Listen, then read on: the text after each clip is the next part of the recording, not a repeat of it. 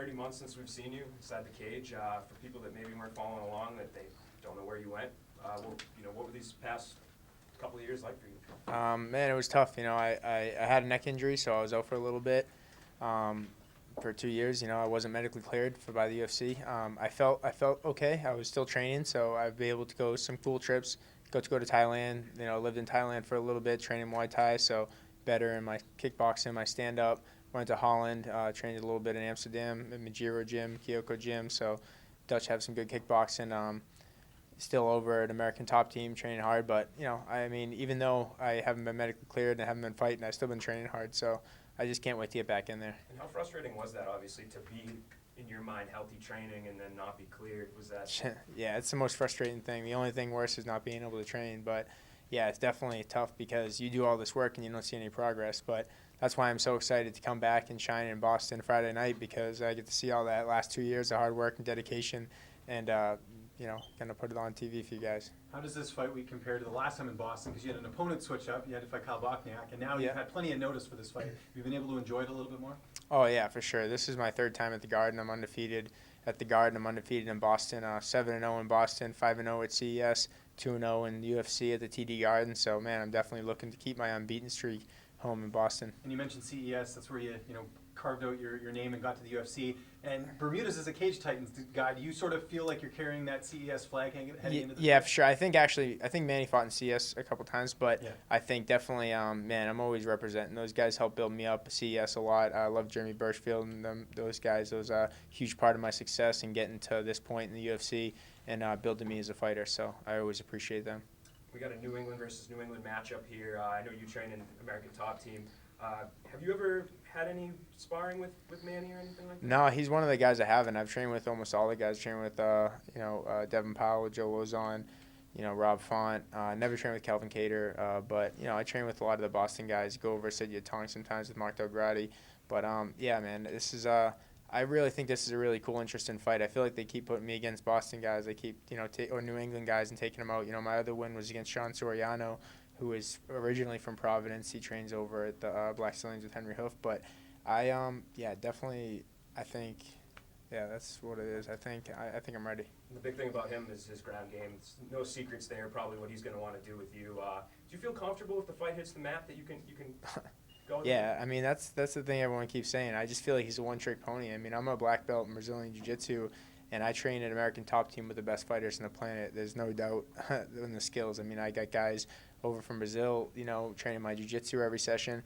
Then the next I go with guys, from the Olympic USA team wrestling, D1 wrestlers from the colleges, to go into, boxing with Olympic boxers. And, man, there's no denying that, American Top Team has all the tools and all the people that I need, and I get the best looks. And I know that if I can hang with those guys and that are specialists in each thing, that there's no doubt that I'll be ready for Manny.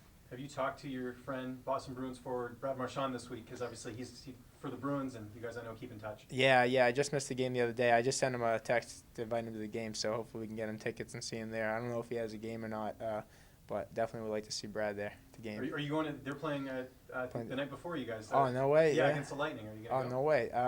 I don't know. I'm going to send him a message. I might. I always love going to a game or something like that. You'll only go if he hooks you up with tickets. So, yeah, no, he always takes care of me, dude. He's a good dude. And, I met him when I first walked out in the Boston fight at the TD Garden. I got my first win in the UFC. I walked out with the Boston Bruins jersey with my name in the back. Unfortunately, with the Reebok deal, they don't have that anymore, so I can't walk out with a Bruins jersey, which I would love to, but I always loved repping hockey. I was a hockey player growing up as a kid, so I feel like that's what made me tough. And, when the Boston Bruins team was there, I've got to go meet them, go in the locker room, chat with them all, and, definitely that was my dream before I was a fighter, to be in the NHL, but this is just as well, because my favorite part about hockey was the fighting. So.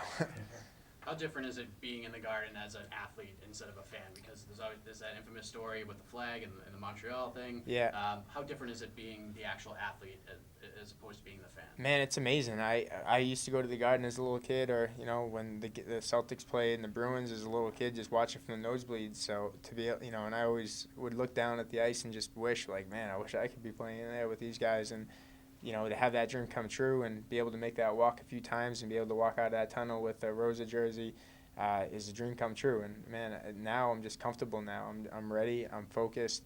And, I'm ready to take it to the next level and maybe bring a world championship to Boston, the first UFC world champion from Boston. That's my goal. Do you remember, were there some like infamous moments that you were part of at the Garden being a fan that stick out to you?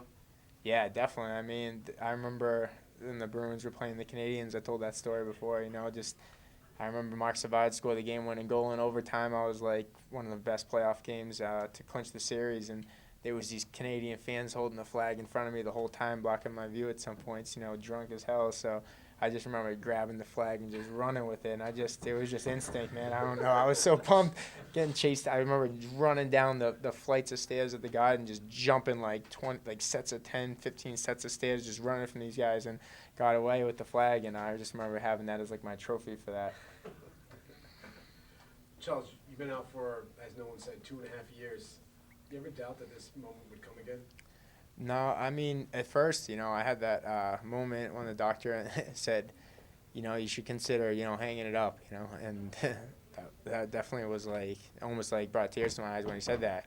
And there was like a silence in the room, and I stopped and I said, what's the other option? And he didn't really say, and I told him what the other option is. I said, I'm going to defy all odds. I'm going to come back, and I'm going to beat this, and I'm going to work hard, and I'm going to do everything I can possibly do to come back. And so that's what I did. And luckily, I worked really. He told me that it was possible. It was improbable, but not impossible. So that's all I needed to hear, that there was even any chance, a 1% chance that I could do it. And, man, that's what I did. I put all my chips in, dedicated the last 2 years to getting healthy. I went to the best places. Luckily, the UFC has the UFC Performance Institute with some of the top specialists in the world, and I was able to go get all the physical therapy and all the treatment I needed to build my body back. And I feel like it was a blessing in disguise, because I feel like that's one of the main things that I never focused on, is the strength and conditioning aspect of it and the physical therapy. Like, I would just train since I started training jiu-jitsu and MMA and wrestling. I just trained 6 hours a day, every single day, even trained on Sundays, even though people told me to take days off. I didn't believe in that. I just thought the harder you work, the better you got, which is kind of true, but you also have to take care of your body. So, something my dad told me, he said, if you don't take a break, God will give you one. So I think that's kind of what happened, and it broke my body a little bit and overworked it. But now, I learned from my mistakes, and I built my body up to be the strongest it's ever been. So I just can't wait to shine Friday night and show the world. Speaking of hanging up, you came up on the New England scene. Everybody who's come up on the New England scene has some kind of connection to Joe Lozon. There's rumors that this might be it. This might be his last performance. What does Joe mean to you? Joe to me is a legend, man. He's one of the guys I looked up to ever since I was a little kid watching him, and there's no doubt. And I love his style. He's one of the toughest, most ferocious fighters. Fights to the end, doesn't quit. Sometimes finds that finish and win at the end, and that's motivational to me. That's one of the guys I always looked up to. So to even be on the same card as him, and to be friends with him now, we just traded T-shirts in the lobby. It's pretty amazing, man, and I love that kid. Obviously, New England's very interested in this fight. Split. Some people saying, "Oh man, he's my guy." Some guys, yeah, my guy. Been Who's hearing going it. to have more support in the arena? Who do you think's going to have more people cheering for him? I think myself, obviously, man. I mean, I think I'm the better fighter.